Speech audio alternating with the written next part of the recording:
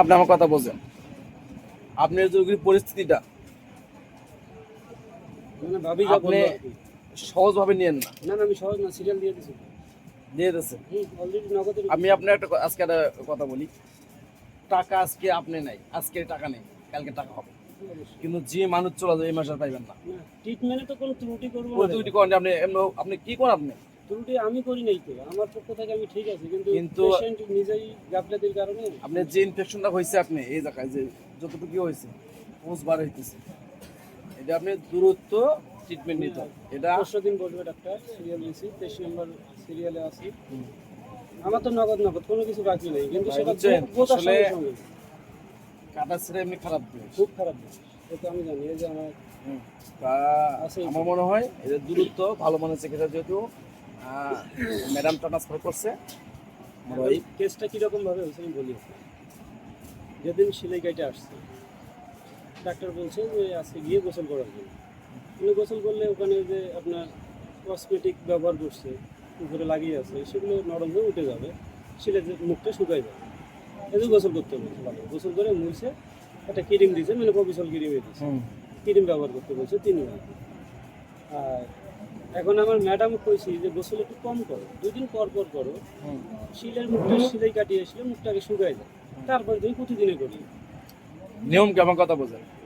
আমরা যে ব্যান্ডেজ থাকি, আমরা গোসল করতে করতে কি জন্য গোসল করতে বলি ভালো করে বোঝেন। আমরা গোসল এই জন্য করতে বলি, গোসলটা করলে অল্প একটু পানি দিবেন না, এই জিনিসটা একটু পুরপুরো হয়ে যাবে, পরে টান দেবে উঠে যাবো গা, সহজে উঠবে, সহজে উঠে দেবো। আমরা আবার কি বলি, ওই জায়গায় শুকনো কোনো কিছু দিয়ে মুছতে হবে, মুছিয়ে আমরা পরে ড্রেসিং করতে বলি, বলি না? যদি কোনো কিছু হয় ওটা ঠিক হয়ে যাবে, ঠিক হয়ে যাবে। এই বলতে না আপনি সমানে যে পানি ঢালবেন বা ময়লা আছে পানি দিয়ে তোলান যাবে না, ময়লা যে একটু ময়লা যদি থাকে, ময়লা বলতে আটা বা আমরা যে ড্রেসিং করি যেটা আয়োডিন লাগে যদি থাকে, এই শক্ত হলে পরে আস্তে আস্তে উঠবো। ওটা একলাই উঠে যাবে। এত তাড়াতাড়ি করে নেই, ওটা শুকায় গেলে একাই উঠে আসবে। কিন্তু আসলে ঠিক কয়টা জিনিসটা উনি এটা এক জিনিস করছে, মানে প্রতিদিন এসে গোসল করছে, আমি তার না করার আমরা খুবই খারাপ করছে। এক। আর দ্বিতীয় হলো আমি সবসময় বেলের জন্য তাগাদ করছি, পেট যেহেতু বড় ছিল, আমি বলছি তুমি সর্বদা বেল ব্যবহার করো, শোয়া ছাড়া যখনই শোয়া থেকে উঠবা বেল ব্যবহার করো। সেটা বসি কাজ করো বেল ব্যবহার, হাঁটি বেড়াও বেল ব্যবহার, তুলে বসো বেল ব্যবহার, যখন শুবা বেলটা খুলে দেবো। এখন সে কি করে বেল ব্যবহার করে ভালো লাগে ভাই এটা তো ভালো জন্য বেল দেওয়া হয় না। এখন তারে এই একটা জিনিস, ওষুধটা এই যে প্রথম যে ডোজগুলা, আপনার প্রথম ভিটামিন থেকে শুরু করি, আপনার অ্যান্টিবায়োটিক থেকে শুরু করি, ঘাস শুকানো সব কিছু যে ওষুধ আছে, 7 দিনের বা 10 দিনের যে প্রথম বয়স কত বছর?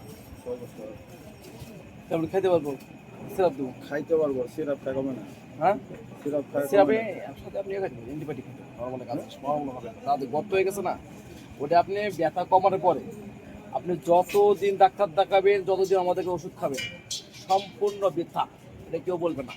আপনি কি করবেন, ব্যথার ট্যাবলেট খান আর থেরাপি খান, সবাই কমার পরে আপনি কি করবেন, একটা ডেন্টিস্টের কাছে ডাক্তার সিল করা করে নিয়ে আসবেন, ইনশাল্লাহ আগামী 12 বছর ভালো থাকবে। কিন্তু ভালো করে নিয়ে আসবেন। এখন আমি অনেক ভালো করে বুঝাই, ব্যথা কমার ওষুধ দেয় এখন ব্যথা কমার ওষুধ দিচ্ছে, ব্যথা ওষুধ দিতেছি, আপনি কিন্তু পরবর্তী কোন দিনে ব্যথা কমার ওষুধ নিয়ে আসবেন না।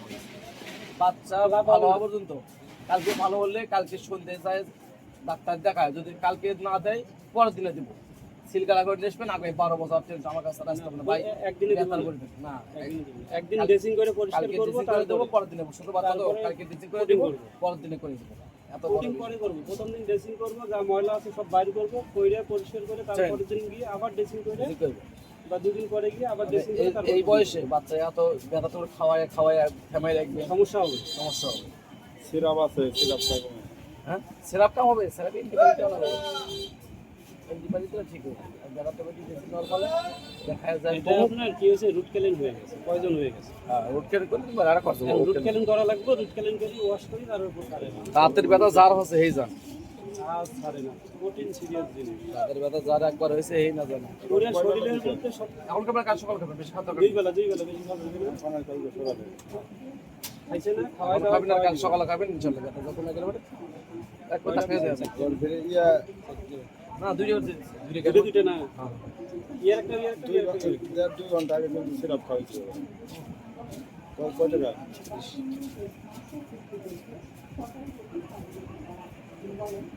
ইনশাআল্লাহ খাওয়ান ঠিক হয়ে যাবো কালকে এবার ডাক্তার কাছে যাবেন